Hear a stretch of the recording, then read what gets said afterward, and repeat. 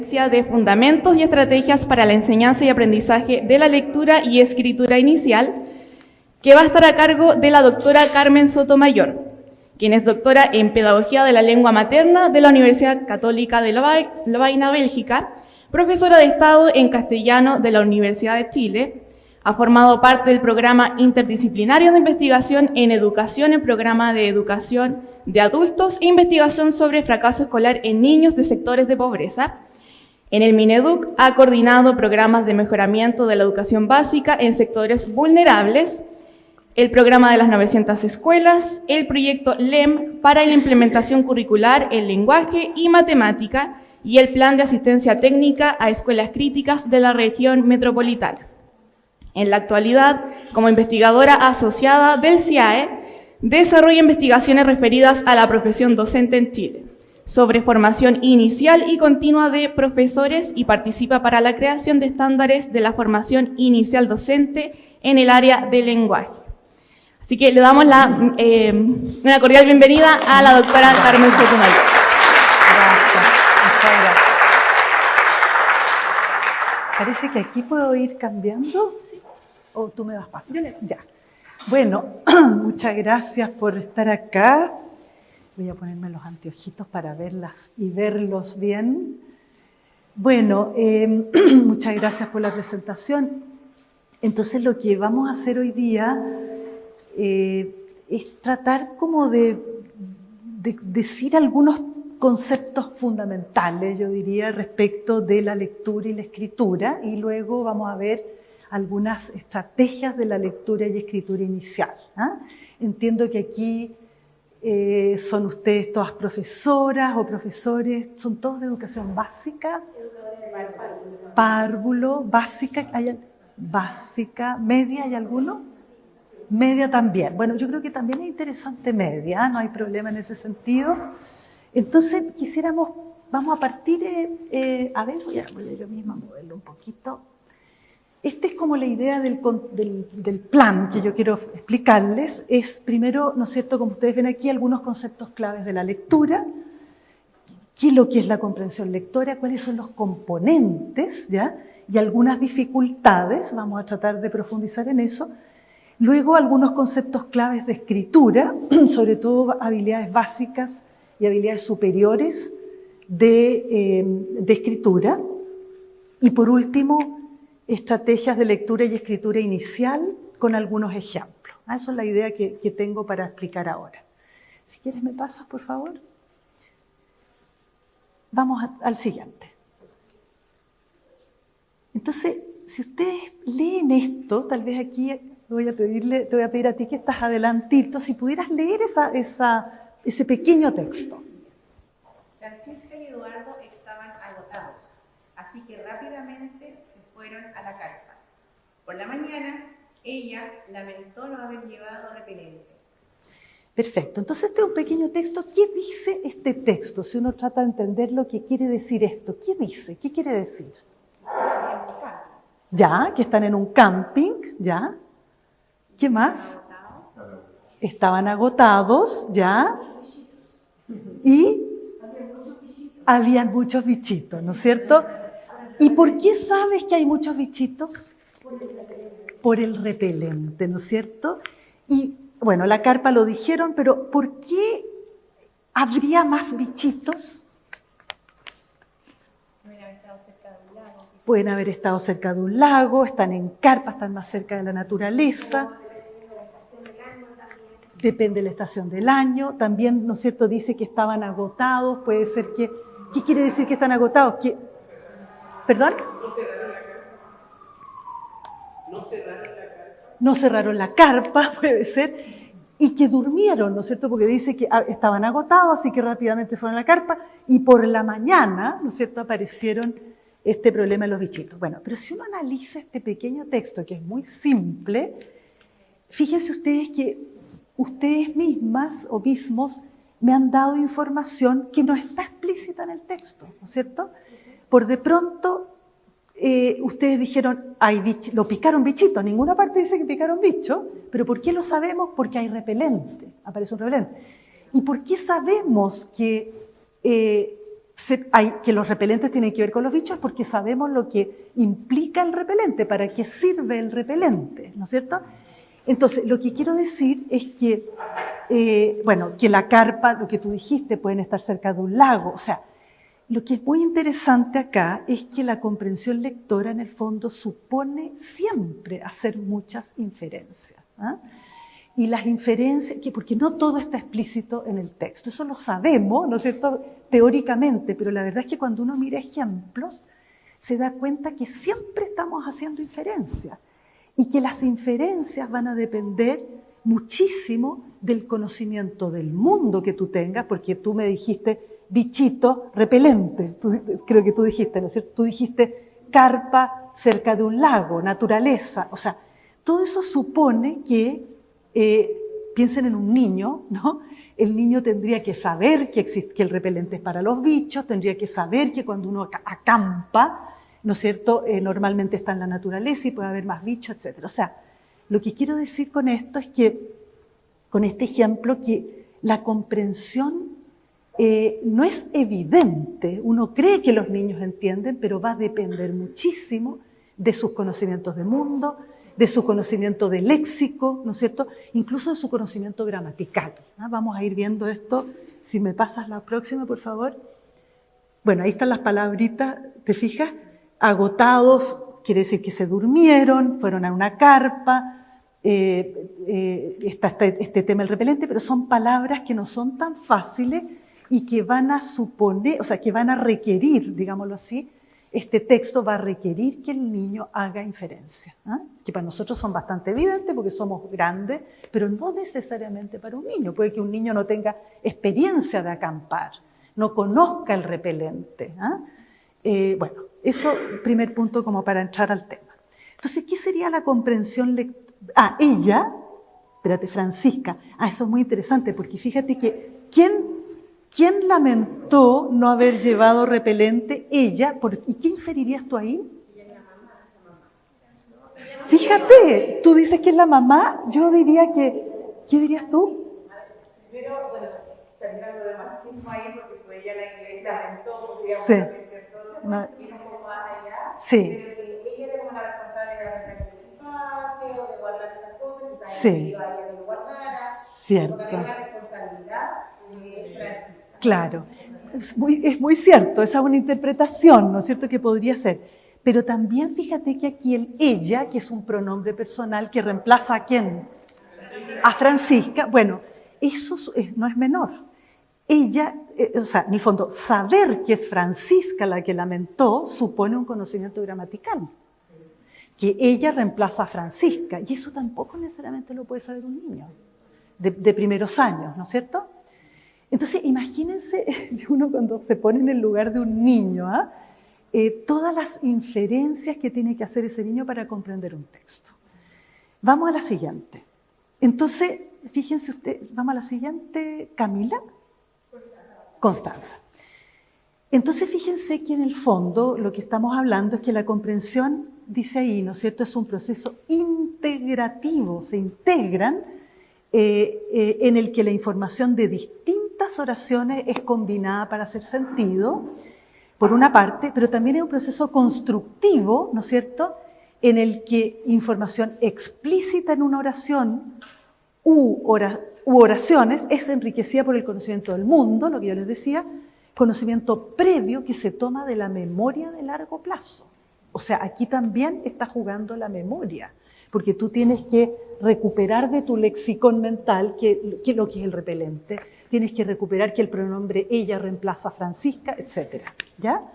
Y por último también está, ¿no es cierto?, que el resultado, ¿no es cierto?, no sé si lo alcanzan a ver ahí, es la construcción de una representación coherente e integrada del significado del texto. O sea, todo esto que estoy contándole, esta integración de elementos de conocimientos del mundo, conocimientos gramaticales, conocimientos léxicos, es lo que te permite construir un significado.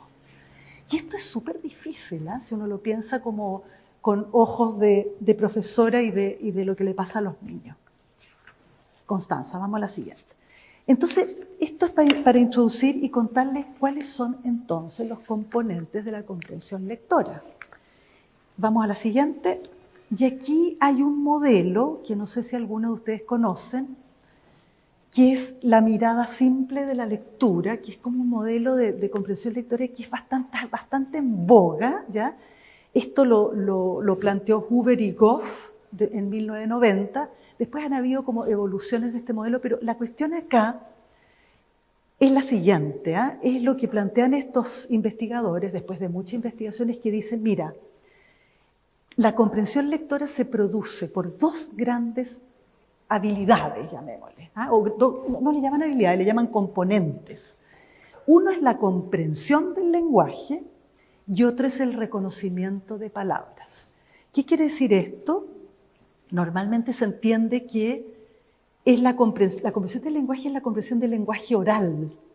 O sea, esto es súper importante, es decir, un niño que no tiene comprensión del lenguaje oral, estamos pensando en niños pequeños, ¿no es cierto?, en parvularia y primeros años de básica, un niño que no tiene comprensión del lenguaje oral, no puede llegar a la comprensión lectora, pero también, y por eso es multiplicativo, ¿eh? O sea, tienen que ser estas dos dimensiones, ¿no es cierto?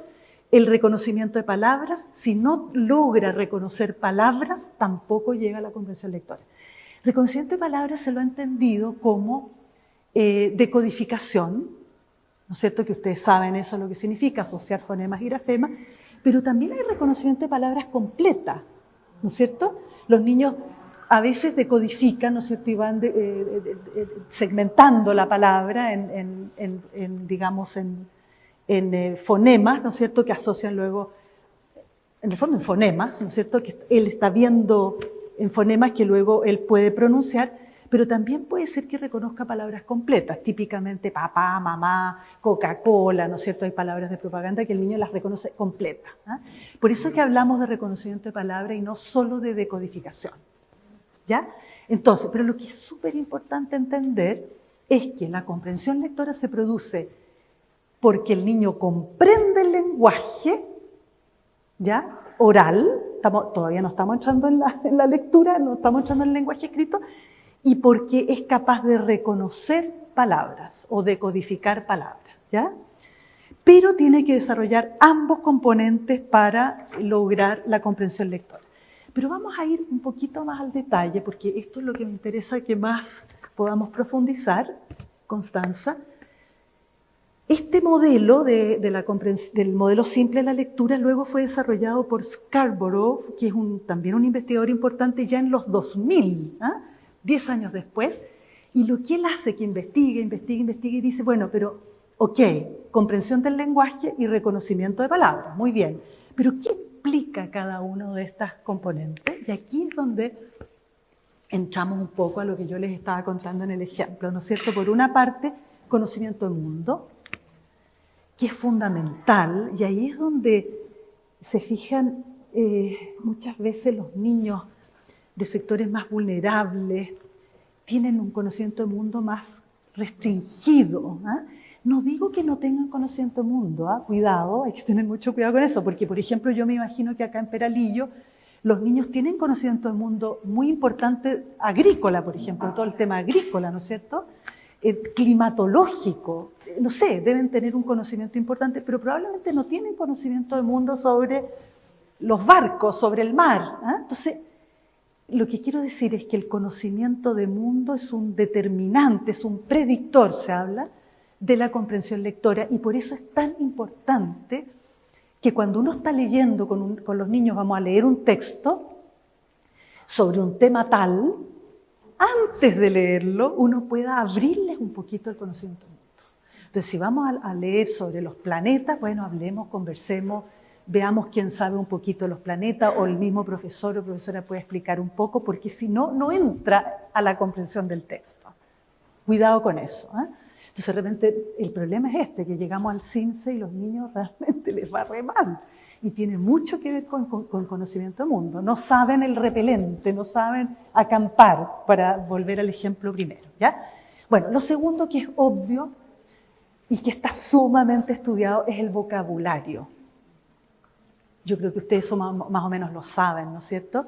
Pero fíjense que hay estudios de Catherine Snow, que es una investigadora bien importante, gringa, que dice que si hay un 15% de palabras en un texto que el niño no conoce, no comprende. Es como que te traba. ¿Ah? Te traba. Es como, no sé si ustedes lo deben vivir todo el día, pero a mí me tocó hace poco mirar una niña de segundo básico, que era muy interesante lo que pasó, porque estaban leyendo un texto de Arturo Prat. Entonces la niñita dijo, el texto decía algo así como, se subió a la cubierta, Arturo Prat se subió a la cubierta y combatió, pongámosle, con el Huáscar, ¿no?, de Perú. Pero yo estaba al fondo observando la clase y la niña no entendía el texto. Entonces le pregunté, ¿pero qué pasa aquí? ¿Por qué no lo entiende? Me dice, es que cubierta es la cubierta de la cama, me dice. ¿Qué tiene que ver eso con el barco? Estaba completamente perdida, o sea, como que el significado del texto se fue por otro lado, porque se empezó a pensar en la cama, la cubierta de la cama. Bueno, un ejemplo que ustedes deben tener montones, pero es para decirles que el no manejar algunas palabras de vocabulario, que a veces tú no lo puedes inferir por contexto, porque son palabras distintas, son palabras sofisticadas, o no frecuentes, ¿ya?, te traba la comprensión. Por lo tanto, aquí el tema del vocabulario, de enseñar vocabulario, de ampliar vocabulario, es una cuestión completamente fundamental. ¿Ah? O sea, abrir, esa es como la labor de lo que tenemos los profesores, todo el rato estar, me imagino que ustedes hacen, ¿no es cierto?, tener en el pizarrón, en un papel, en un papelógrafo, pero es fundamental por la comprensión. Bueno, tercer elemento es la estructura del lenguaje o la gramática. Yo les decía el ejemplo que no era menor esto de saber el pronombre, ¿no es cierto? El pronombre es un recurso lingüístico que hace correferencia y por lo tanto permite la cohesión, ¿no es cierto? Hace correferencia con el sujeto que está adelante, que está arriba. Bueno, si el niño no tiene idea que ella reemplaza a Javiera, no me acuerdo el nombre de la niña, Francisca, perdón, bueno, es difícil que entienda el hilo del texto. Entonces la estructura del lenguaje también es importante y hay investigación que lo muestra así, ¿ya? Bueno, razonamiento verbal, inferencias, que ya vimos, o sea, esta posibilidad como de relacionar, ¿no es cierto?, con el conocimiento anterior que tú tienes, con tu propia experiencia. Esas son las inferencias y conocimiento del mundo letrado, de los géneros. Eso también es interesante, no sé si alguna está familiarizada con el tema de los géneros. ¿Qué dirían ustedes? ¿Conocimiento de los géneros? ¿Sí? Di nomás, para... Sí.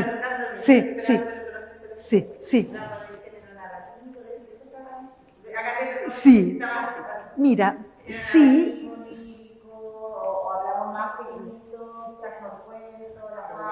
Sí, por ahí va.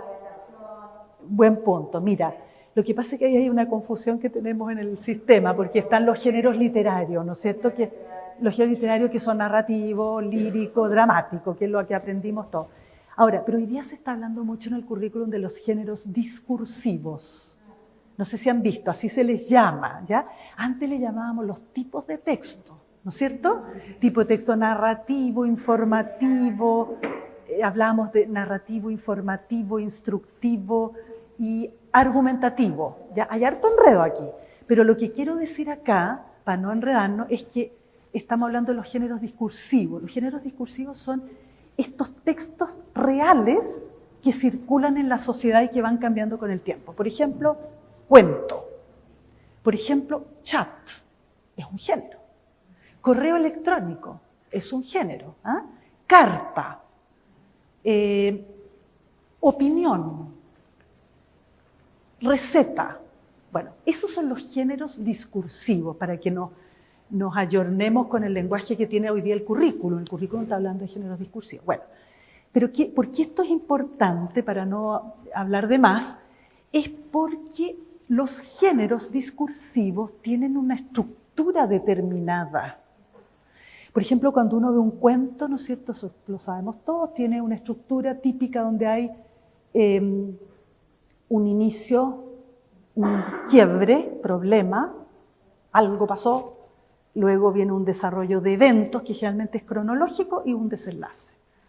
Bueno, saber eso, estoy pensando, aquí están las parvularias, seguro lo pueden saber, lo pueden hacer en forma oral, ¿no es cierto? Y es súper importante. Los de media ya lo pueden, observar en un cuento escrito, pero lo que quiero decir es que esa forma, esa estructura de los géneros es re importante para la comprensión. Porque si tú estás en un cuento y tú sabes que al inicio está la presentación de los personajes, del tiempo, del espacio, y después viene como algo pasó, y luego vienen eventos, y luego viene un cierre o un desenlace, ese conocimiento de los géneros es re importante para la comprensión. Porque yo le puedo decir, bueno, ¿cómo eran los personajes? Yo voy a ir al tiro al comienzo. ¿Qué pasó? Bueno, voy a tratar de ir viendo los eventos. ¿Cómo terminó? ¿Cuál fue el final del cuento? Me voy a ir al final. O sea, quiero decir que no es solo esto, pero el conocimiento de los géneros discursivos, o el tema de la carta, que es un poquito pasada de moda, pero ya está la fecha, está el vocativo, está el cuerpo de la carta, está la despedida. Bueno, si tú haces preguntas sobre la carta, bueno, ¿quién escribió la carta? ¿A dónde me voy a ir a mirar? Abajo, ¿no es cierto? A la despedida. ¿Y a quién le escribió la carta? ¿A dónde me voy a ir a mirar? Arriba, al vocativo. ¿Y cuándo se escribió la carta? En la fecha. Se fijan que no es menor. Entonces, el conocimiento de los géneros también es una pista, son ayudas para la comprensión lectora. Eso es lo que quiero decir. Entonces, todo eso tiene que ver con la comprensión del lenguaje, ¿ya? Y por otro lado está lo que se llama el reconocimiento de palabras, que yo ya les contaba un poquito, que es por un lado la conciencia fonológica, que las educadoras de párvulo lo tienen requete contra, claro, aquí, ¿quién puede decirlo rápidamente? ¿Alguna educadora? ¿Qué sería la conciencia fonológica? Es reconocer los símbolos, la forma, cómo se separa, la extensión de la palabra, si una es más larga, otra más corta, si, por ejemplo, el sonido final, si es una sílaba inicial, final, intermedia. Perfecto. Y todo eso tiene que ser resuelto antes de la lectura, antes del conocimiento de la comprensión lectora, porque si no lo tiene, va a ser mucho más complejo el proceso. Perfecto. Bueno, como bien dice la colega, ¿no es cierto? Entonces, acuérdense que estos son los dos grandes componentes, comprensión del lenguaje, reconocimiento de palabras.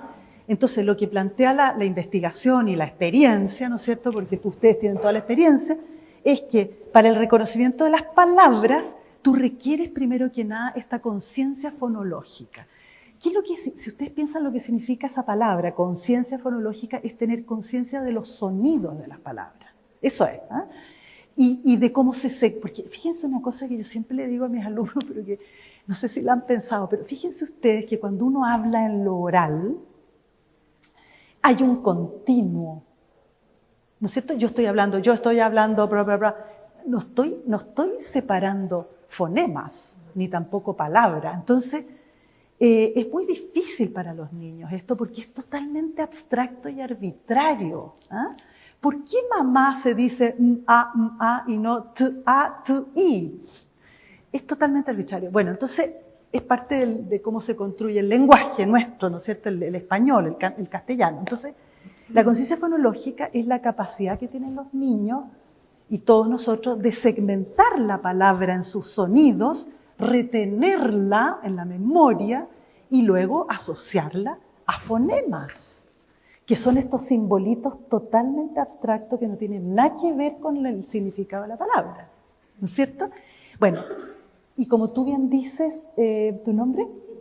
Priscila, como dice Priscila, esto tenemos que trabajarlo antes o durante el inicio de la lectura, ¿ya? Y esto se hace aún más complejo cuando los niños desde su hogar, por ejemplo, nosotros le decimos un sonido y en la casa lo interpretan de otra forma.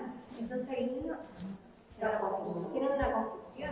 Por ejemplo, no sé, nosotros le decimos la P con la A y en la casa le dicen la P con la A. sí, claro, ese es un problema. Todo eso Sí, ese es un tema. Tiene que haber una comunicación constante Sí. para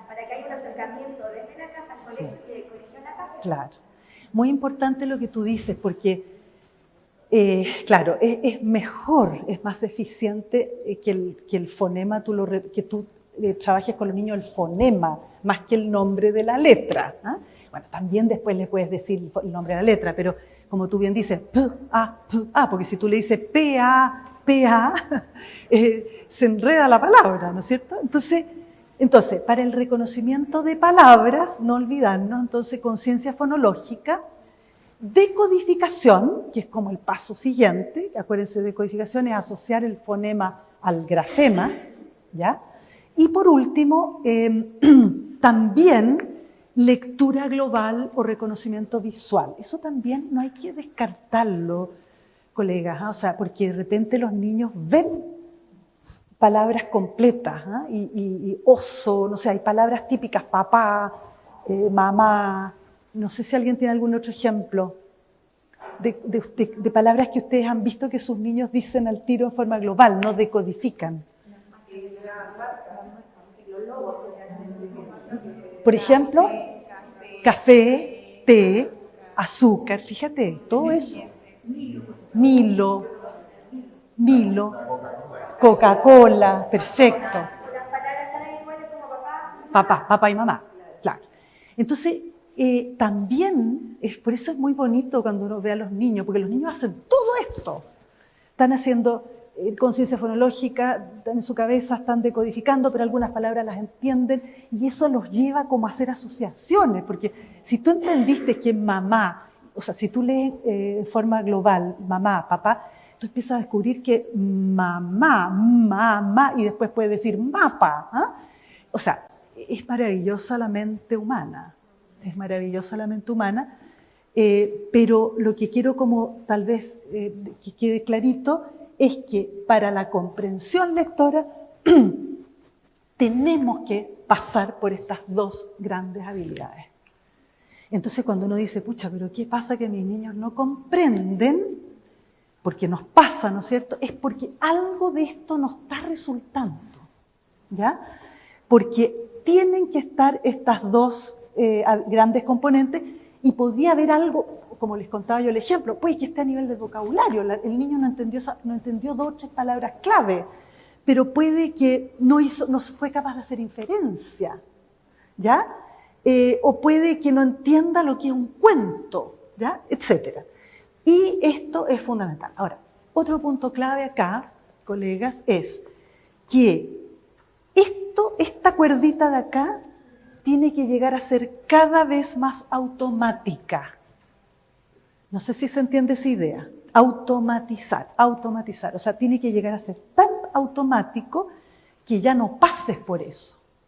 ¿Qué es lo que nos pasa a nosotros? O sea, cuando yo leo acá, fíjate, yo leo en forma automática, yo no decodifico, yo digo cuerda de la lectura.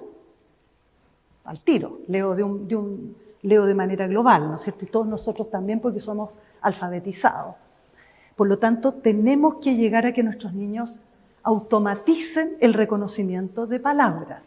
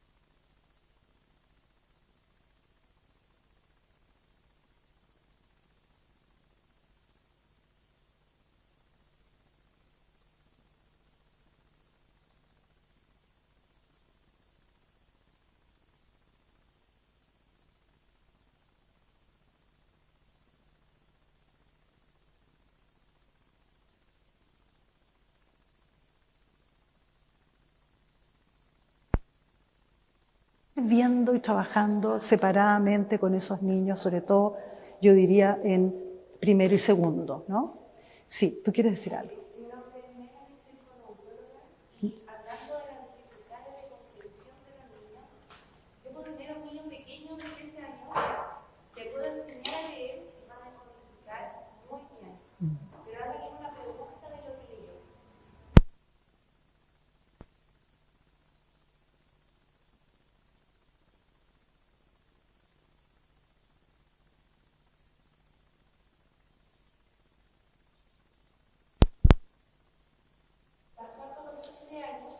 Se mantienen con las dificultades de la comunicación. La colega hablaba de las funciones ejecutivas como la atención, la memoria, la identidad. Sí. A lo mejor puede haber, una dificultad incluso estructural y biológica que se refiere a la comunicación. Claro. Estamos hablando de niños que pueden decodificar, pero no se necesita permitirlo concluir. Claro. Bueno, es que ese es como el problema. O sea, yo creo que este modelo, este esquema nos ayuda a distinguir, ¿te fijas? Ahora, si tú ves que a los 7 años el niño no comprende y decodifica perfectamente, bueno, va a haber que hacerle algún tipo de diagnóstico y ver cuál es el problema. O va a haber que asociarse a la educadora especial o a la fonoaudióloga para ver cómo trabajar. Pero lo que me parece interesante es cómo distinguir un poco, ¿no? Y no decir todos los niños tienen comprensión lectora y nadie sabe por qué, cuál es. Entonces, esto te permite mirar con un poquito más de lupa por dónde va el problema. Pero reconozco, coincido contigo, que hay un niño que a los 7 está decodificando fluidamente, automáticamente, pero no comprende. Bueno, hay que ver. Ahora, a veces no son puros problemas de trastornos, ¿ah? A veces lo que yo les decía es vocabulario, es conocimiento de mundo, sobre todo es conocimiento de mundo, ¿ah? Que los niños no entienden el tema que estamos hablando, no lo saben. Entonces, yo siempre pienso como pedagoga, ¿no? Que hay que tratar de que el último recurso es el, comillas, trastorno, por así decirlo, ¿no es cierto? Y trabajar antes, porque puede que ese niño, por una cuestión cultural, no tenga conocimiento del tema del texto que vas a trabajar. Entonces hay que trabajar mucho el vocabulario, el conocimiento del tema, la conversación antes de la lectura, para que se produzca esta comprensión que es lo que necesitamos y queremos. No sé si te hace sentido. Bueno, vamos al siguiente, niveles de comprensión. Esto ustedes lo manejan porque está en el CIMSE, ¿no es cierto? Todos saben estos niveles de comprensión, literal, porque hay niveles en la comprensión, entonces reconocer los elementos explícitos, localizar información, que es importantísimo, inferencial, que es establecer relaciones entre los elementos del texto y también el conocimiento previo, y la comprensión crítica, que es juzgar o evaluar los contenidos, recursos del texto, distanciarse, ¿no es cierto?, y comparar con conocimientos previos. Bueno, ¿por qué esto lo pongo? Porque hay que trabajar las tres cosas, sobre todo en los niveles más arriba, ¿no es cierto? No, tal vez el primer y segundo año, lo básico es lo que veíamos antes, pero ya de segundo hacia arriba, sobre todo en media, para qué decir, estos tres niveles son muy importantes, ¿no? Pero localizar información, porque a veces se cree que la comprensión literal es poco importante, es muy importante para la vida, ¿no es cierto? Cuando uno va a viajar, tiene que localizar información precisa, ¿no es cierto? Para leer un texto informativo, argumentativo o narrativo, claro, lo inferencial es muy importante, pero para todo lo que es la vida diaria, los textos funcionales, la localización de información es fundamental.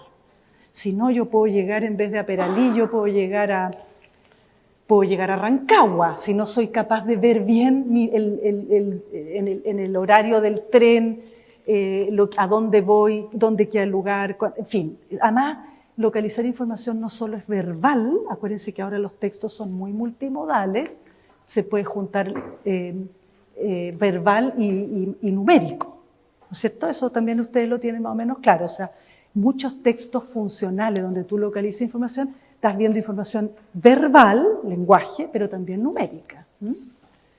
Bueno, inferencial y crítica. Esto esto se hace poco, ¿ah? Esto se hace poco, eso también se los comento porque hay estudios que dicen que se hace poco y es importante, sobre todo yo diría que, sobre todo para los niños más grandes, la comprensión crítica es fundamental por todo lo que ya sabemos de lo que es los textos en Internet, los textos digitales, las fake news, etc. O sea, lo que viene para adelante en este siglo incierto y complejo va a ser mucho comprensión crítica. ¿No es cierto? Vamos a tener que decir, oye, esto es cierto, no es cierto, por qué, cuáles son las fuentes, etcétera, que es lo que hacen sobre todo los profesores de media. ¿Eh? Bueno, vamos a la siguiente.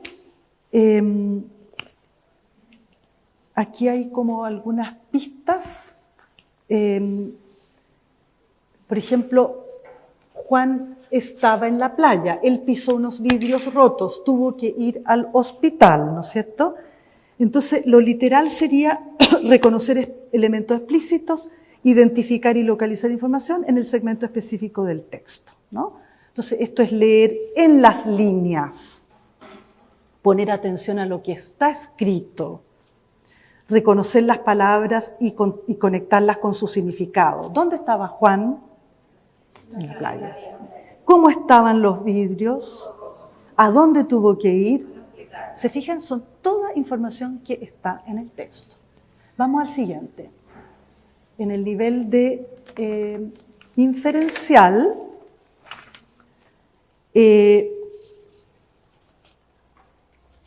perdón, estamos en el inferencial, que no, veo re mal, espérate, aquí está inferencial, claro. Entonces, el mismo ejemplo, ¿no es cierto? Juan estaba en la playa, él pisó unos vidrios rotos, tuvo que ir al hospital. Entonces aquí lo que habría que hacer es establecer relaciones entre elementos del texto y entre el texto y el conocimiento previo. Se lee entre líneas, entre líneas.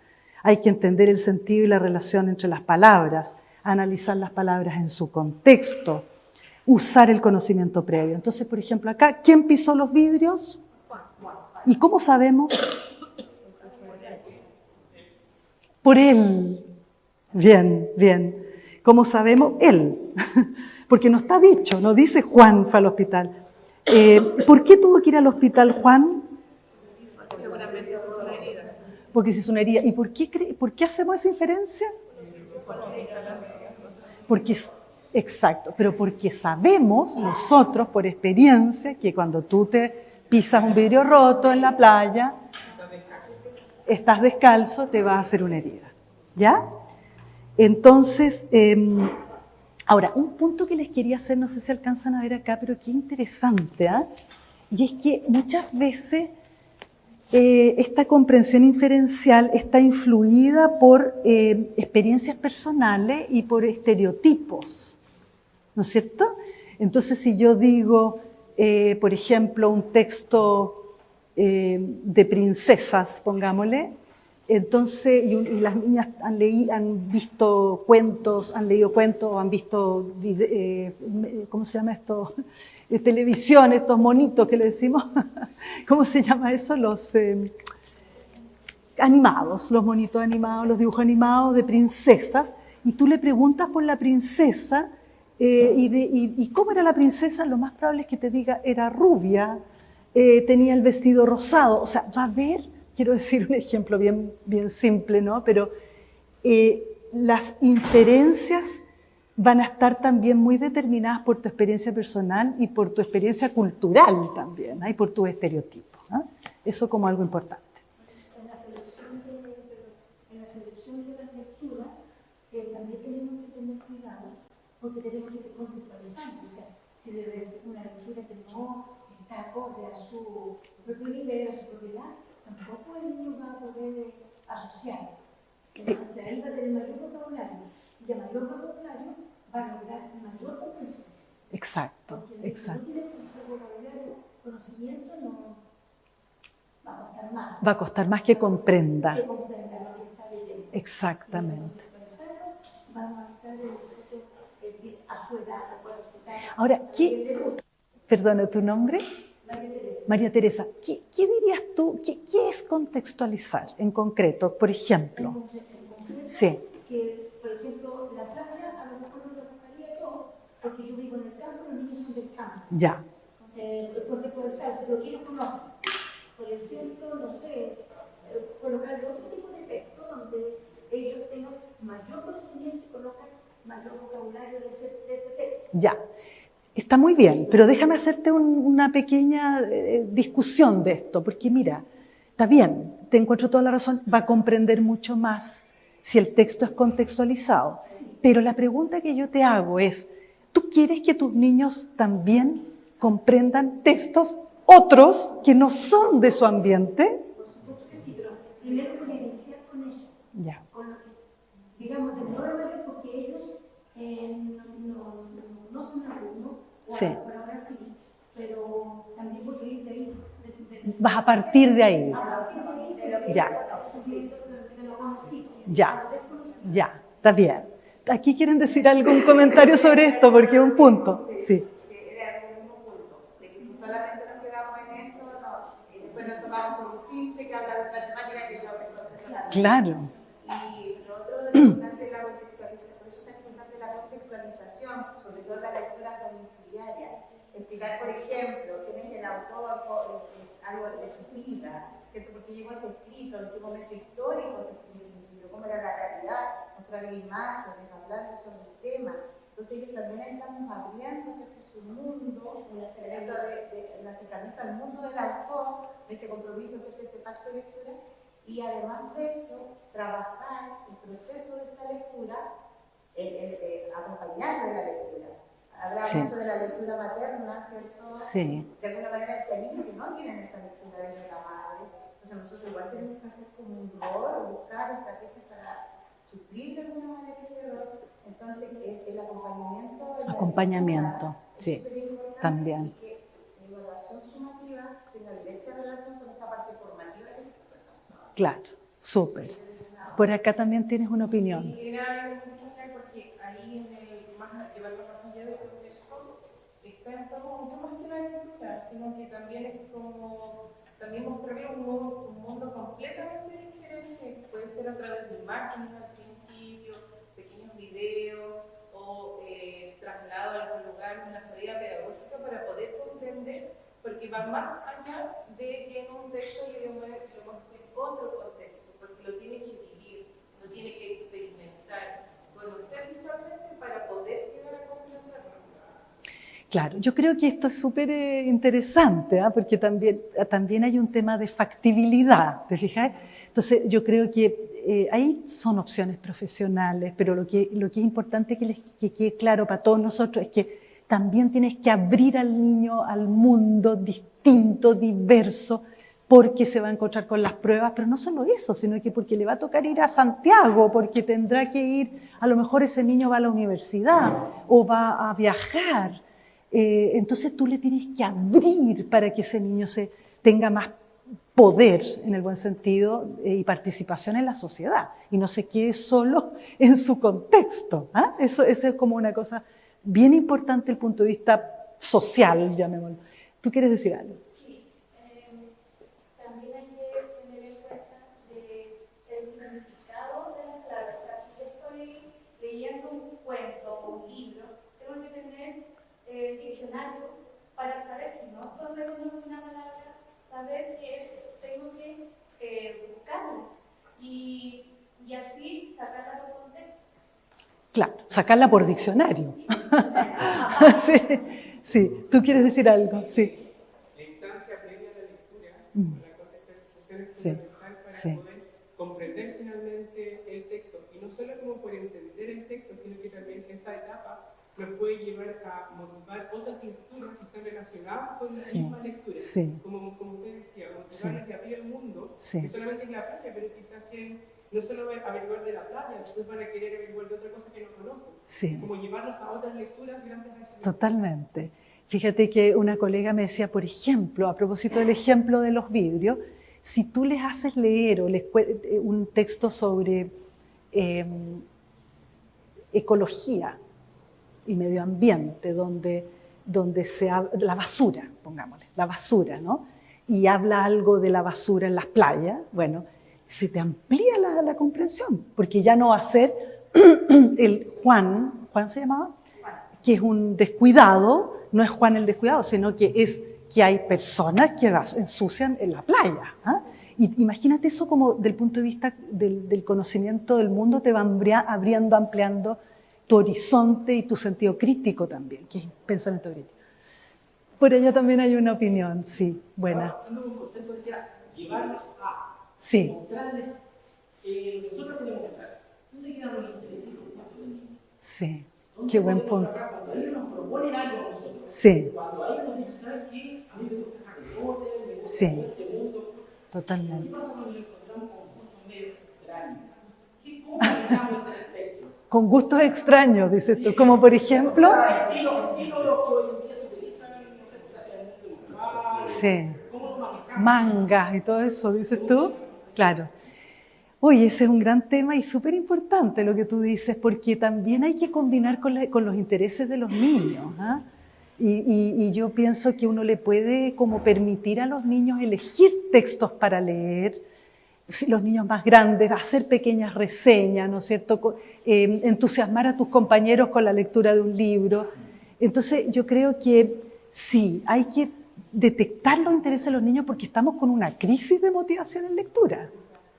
Y eso es súper importante porque si no hay ganas de leer tampoco vas a comprender. Así que tú tocas un punto bien importante que es la motivación, el involucramiento. Los gringos le llaman en PISA el engagement, para que aprendan esa palabra que es re importante hoy día.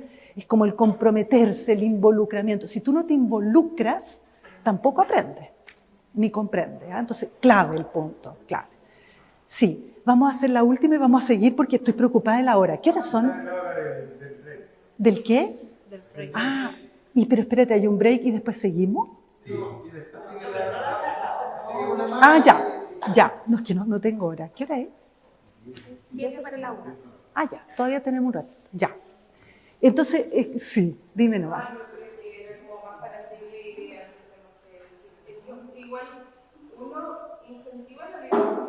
Yo tengo un hijo que va a cumplir 5 años y le leo desde casi que nació que tengo libros de historias de cuentos. Y al presentarme su tema de interés fueron los dinosaurios. Yo le llevé a la Museo de Colchagua. Ya. Se fascinó y de ahí empezó a elegir libros que son específicos del área que Sí, temático. y ahora se amplió su gusto, así que van sumando, pero ahora tiene 5 años y pidió para esta Navidad un libro de virus y bacterias. Claro, fantástico. Bueno, el tema de la motivación, ¿no es cierto? Ahora, hay un punto también que que me surge de lo tuyo, es que en el CIAE, nuestra institución, hay una colega que ha investigado los intereses de los niños, y de chiquititos, de parvularia, y encontró que a los niños les gustan mucho los libros temáticos, y no solo los cuentos. Ojo, lo que tú haces está muy bien, dinosaurios, planetas, virus, o sea, uno cree que los niños no son inteligentes y son demasiado inteligentes, hay que abrirles. Ya, sigamos, chiquillas y chiquillos. Me alegra que haya chiquillos también entre los profes, ya. Bueno, la comprensión crítica, ya lo hemos conversado de alguna manera, tiene que ver con evaluar y juzgar el sentido del texto y compararlo también con conocimientos previos. Aquí es un nivel más complejo, depende un poco de los niveles previos, pero yo diría que acá esto hay que promoverlo mucho, esta cuestión crítica, discutir, conversar, hacer buenas preguntas, que no es fácil, ¿no? Esto que yo les decía antes, bueno, ¿Juan es descuidado o precavido? Si el Juan dice descuidado, pero resulta que hablamos más de la ecología, de, como yo les decía, la basura en las playas, bueno, entonces no es descuidado, sino bien el problema es que los otros personas no están conscientes del problema de la basura en las playas.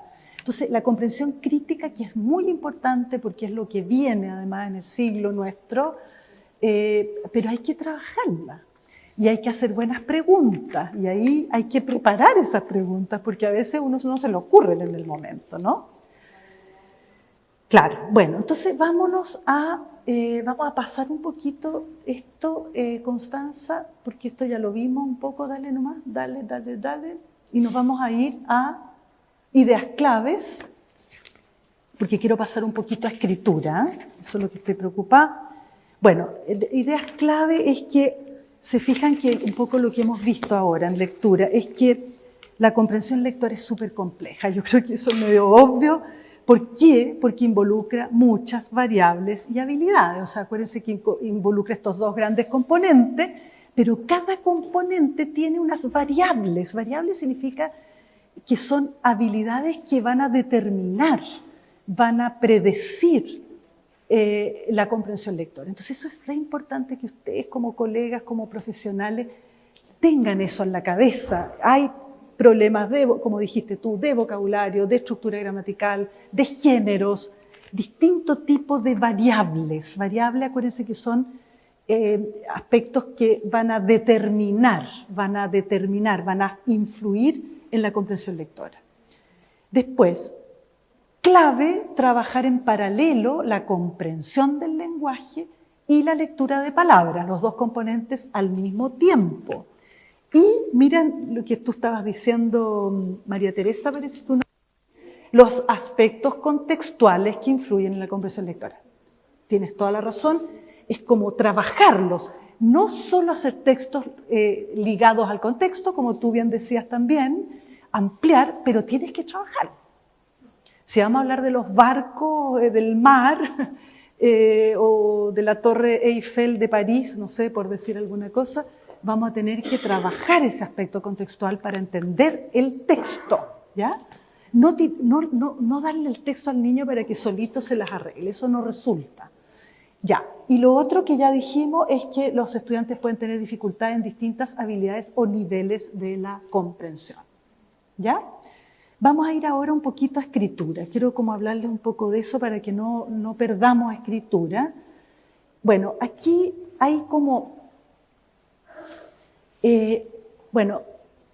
lo que pasa con la escritura, que les quiero decir como que es una habilidad distinta, es una competencia lingüística distinta, pero que está súper imbricada con la lectura. Entonces, estamos tratando, yo por lo menos, yo he trabajado mucho escritura, pero estamos tratando de trabajar la asociación entre estas dos competencias. Entonces, lo primero es que en la escritura hay ciertas habilidades básicas, que se le llaman, en la literatura, se le llama de transcripción, así se le llama.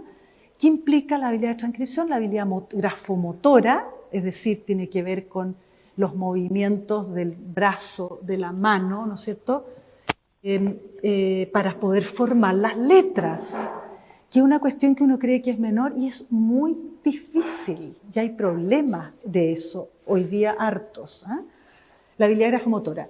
La habilidad de reconocimiento ortográfico, que tiene que ver con, es parecido a la lectura en este sentido, es como reconocer la palabra entera, reconocer las palabras enteras, cómo se escriben. Acuérdense que ortografía es la forma correcta de la palabra escrita, ¿ya? Entonces, reconocimiento ortográfico implica que tú conoces la palabra tal como se debe escribir, es decir, la secuencia de las letras en una palabra. O sea, que tú, mamá, se escribe a, o no a. ¿Ah?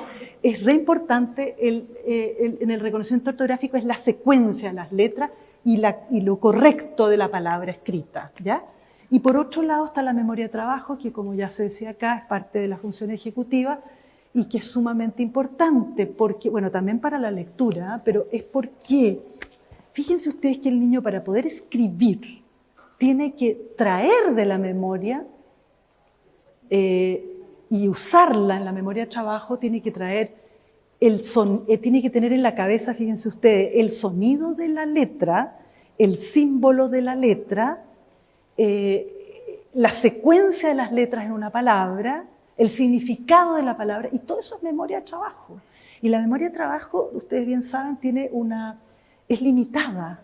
Esto cerebralmente, no es que tú tengas más memoria o menos memoria, sino que cerebralmente la mente no tiene capacidad de retener tanta información. Por eso que es tan difícil y por eso que es fundamental la automatización del sonido de las letras y las grafías. No sé si se entiende, porque cuando tú automatizas, liberas memoria de trabajo para poder hacer otras cosas, para poder componer texto, en fin. Eso es muy importante. Entonces son las habilidades básicas. Si seguimos, vamos a ver las habilidades superiores, porque son dos tipos de habilidades en escritura. Estas habilidades básicas que ya les conté y las habilidades superiores que son la composición escrita. Ahora, ¿qué es lo que se dice? Que esto también está estudiado, que las habilidades de composición en el fondo son como complejos procesos cognitivos que intervienen en la producción de un texto. Y lo que dice la literatura, esto está muy basado en Howard y Hayes, que son muy importantes en la década de los 80, pero es el modelo que se sigue, es que lo que interviene en la producción de un texto, en la composición escrita, es la planificación, ¿ya? Es decir, ¿para qué voy a escribir? ¿Cuáles son mis ideas? ¿Cómo voy a organizar mis ideas? ¿Ya? Luego lo que se llama la traducción o textualización, también le llaman, que es la escritura, ¿ya? Es traspasar lo planificado a un texto escrito. O sea, yo tengo unas ideas, pero es súper difícil pasarlas a un texto escrito. No sé si a ustedes les pasa, pero es difícil ese proceso cognitivo. Y por último está la revisión, que es que tú revisas tu texto, revisas, corriges, reescribes para mejorarlo. ¿Ah? Bueno, y aquí no voy a entrar en esto porque es largo, pero aquí están las dimensiones de coherencia, cohesión, adecuación, vocabulario, desarrollo de ideas, etcétera, que van a estar en juego en la revisión. Pero lo que me importa como que a ustedes les quede claro es que están las habilidades básicas, transcripción, que es fundamental y que es lo que se produce en kinder, primero, segundo, y las habilidades de composición que empiezan lentamente a producirse cuando ya el niño tiene una automatización del código. ¿Se entiende? Sí. ¿Se entiende? Ya. Bueno, vamos a la siguiente. Entonces, sigue nomás Constanza, sí. ¿Estamos en la hora? ¿Lo hacemos rápido? Ya, súper, vamos rápido. Bueno, aquí hay algunas estrategias, yo se las voy a dejar, pero que ustedes seguro muchas las hacen, pero estas son como estrategias típicas, no son las únicas. Ustedes seguro tienen otras para enseñar a escribir y cómo hacerlo. Entonces, por ejemplo, está la escritura en nombre propio, eso lo saben. Escritura de vocales primero, escritura de consonantes, ir en el mismo orden que las letras que van enseñando a leer, ¿no es cierto? Entonces hay como un orden en la enseñanza. Y el orden más común es lo que ahí aparece, consonantes de un sonido más familiar, la M, la P, la M, P, para luego avanzar con otras letras como la L, D, T, ¿no es cierto? Consonantes que se asocian, cuyo fonema se asocia con más de un grafema después. Ese es un tema, colegas, porque aquí viene el problema ortográfico. Cuando tú tienes la B, la V, ¿no es cierto? O la G y la J, pues la típica, ¿no es cierto? También es la SCZ, son complejas. Y acuérdense que, no sé si se entiende eso, pero es cuando son grafemas cuyo fonema, son fonemas que se asocian a más de un grafema. Ese es el problema. O sea, yo digo B, B, B, y tú lo puedo escribir como B larga o B corta. Yo digo S, y lo puedo escribir como Z, como C, cuando es C, sí, o como S. Y ahí, que a la crema, digamos, como en castellano, pero esa es la causa. Entonces hay que entender el problema. Bueno, y después las consonantes menos frecuentes como la W, X, Ñ, H, etcétera, ¿no es cierto? Ahora, acá una cosa como que nosotros estudiamos harto el tema de la ortografía en su minuto y lo que hemos llegado a concluir, también por muchas investigaciones que hemos revisado, es que la ortografía no se aprende con las reglas, sino que sobre todo la memoria visual. Por lo tanto, la gran recomendación es, cuando hay palabras difíciles como las con B, V, etcétera, o SCZ, que el niño esté expuesto a esas palabras muchas veces. No sé si me explico. O sea, tener fichas, tener las palabras escritas, que las escriban, ¿no? ¿Por qué? Porque es memoria visual la que va a ser más efectiva para aprender la forma correcta ortográfica de esas palabras. ¿Ya? Y no tanto las reglas, porque las reglas son muchas y realmente los niños no las retienen. ¿Ya? Entonces, más bien, centrarse en los errores ortográficos típicos y exponer a los niños a esas palabras. Había, ponte tú, una vez, había siempre sin H, con la B corta, sin acento. Bueno, había una vez, que está escrito, ¿ah? Etcétera. Vamos a la siguiente. No sé si se entiende lo que estoy diciendo, ¿ah? Ya.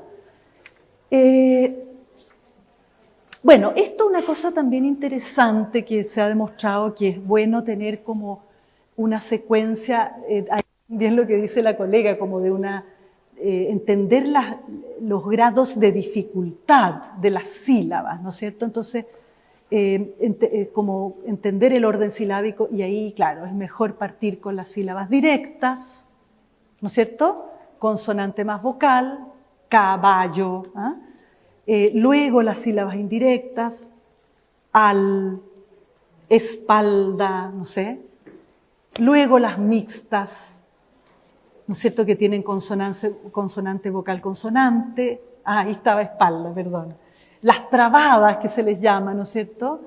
Que son consonante, consonante vocal. Pla, plato. Bueno, a los niños les cuesta mucho las consonantes trabadas. ¿Eh?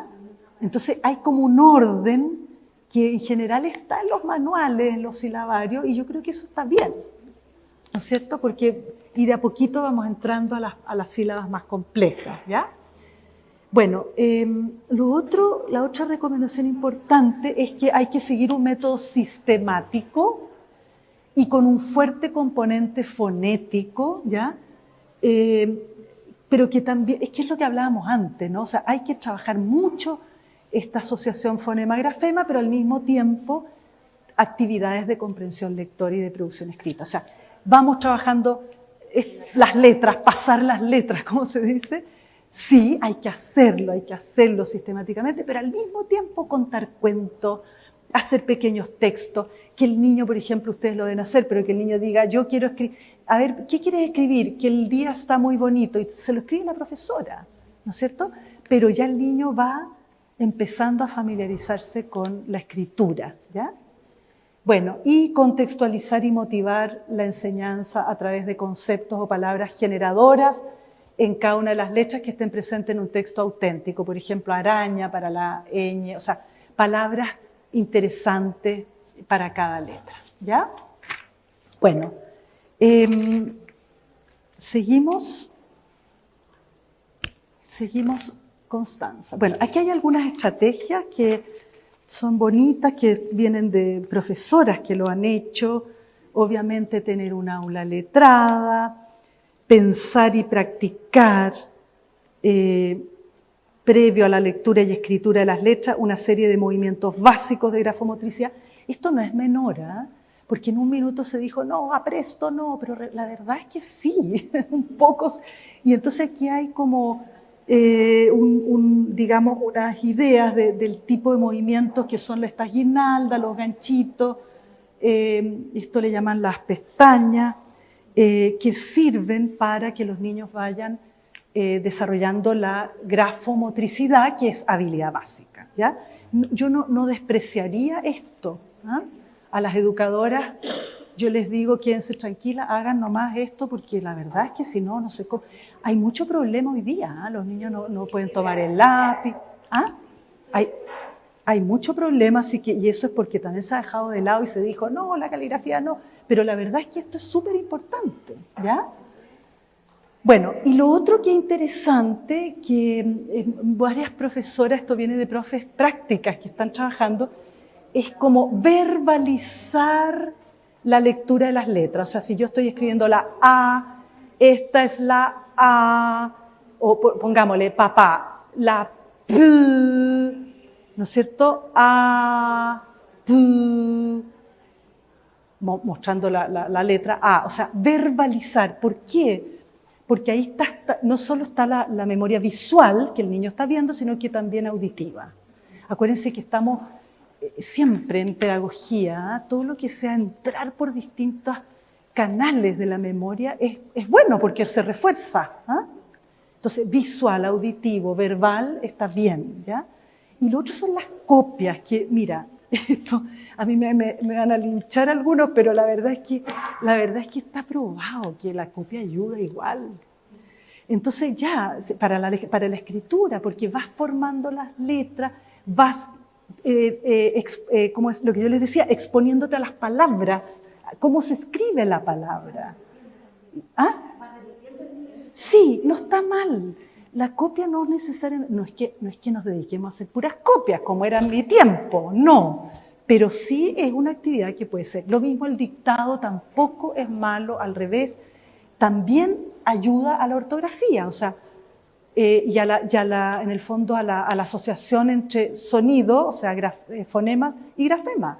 Porque es re distinto decir, si yo te digo perro, y que el niño lo escriba. Fíjate, tiene que segmentar, ¿no es cierto, colega de la conciencia fonológica? P, E, R, la R que es doble R, O. Entonces, no está mal la copia y el dictado. Eso quiero decirle bajo mi responsabilidad, pero mirando un montón de experiencias que dicen que esto funciona, y yo creo que hay que ser bastante eclécticos. ¿Saben lo que es ecléctico? Aprendamos al tiro una palabra, porque yo aprendo todo el rato. Ecléctico es como tomar distintas teorías, tomar de distintos lados lo que te sirva, porque tú tienes que lograr que tus niños aprendan. Entonces, cuando te dicen, no, esta teoría dice que no, la repetición, no, a mí me sirve, la uso un poquito y me sirve, punto. No sé si me entienden, pero es bien importante. Bueno, y por último, acá van a ver algunas estrategias de escritura inicial. Perdón que mire acá, pero es que no veo bien. Bueno, tener el aula... No, ¿dónde estábamos? No, ándate a la próxima, Constanza, por favor. Ya aquí terminamos. Se termina aquí. Se terminó. La verdad es que se terminó. La siguiente. La última. Es la última. Esto. Ya. Entonces... fíjate acá, lectura y escritura con enfoque comunicativo, enfatizar la transcripción en pequeñas y simples actividades de composición. Pequeñas oraciones, rimas breves, completar textos, por ejemplo, canciones. Yo miraba aquí este chico que hizo ¿cómo se llama? El rap. Bueno, es muy grande, pero pequeños textos, lo que es súper interesante, una canción que los niños conocen. Entonces tú la escribes y ellos que completen. Porque completación de texto, pero con una canción que ellos ya conocen, la pueden cantar y por lo tanto pueden completar. Entonces, completar textos, escritura compartida, escribir títulos de cuentos, tarjetas con mensajes, creación de cuentos con andamiaje, etc. Por ejemplo, acá hay varias actividades para hacer cuentos con andamiaje, porque, por ejemplo, aquí tú tiras el dado, entonces tienes un personaje tal, aquí tienes una... No veo lo que dice, repite, perdón. Personajes... ¿Qué? ¿Perdón? ¿Ecuación? Situación, perdón. Situación. Hoy estoy re bien. Entonces, personaje, situación y escenario. ¿Te fijas? Esas son cosas, esto es andamiaje. Eso ustedes lo saben, ¿no es cierto? Tú le das como una especie de andamiaje, como los maestros de la construcción, para que armen su cuento. Entonces, estas son ideas. Ustedes pueden sacar ideas de aquí, cambiarlas, ajustarlas y todo eso, pero la idea del andamiaje es muy importante. Y múltiples actividades para experimentar con la producción de escritura y luego lectura, porque, ojo, tú escribes y luego lees. Por eso que se juntan las dos habilidades.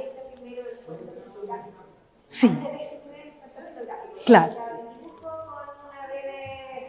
Claro, perfecto. Una secuencia, una pequeña secuencia, claro.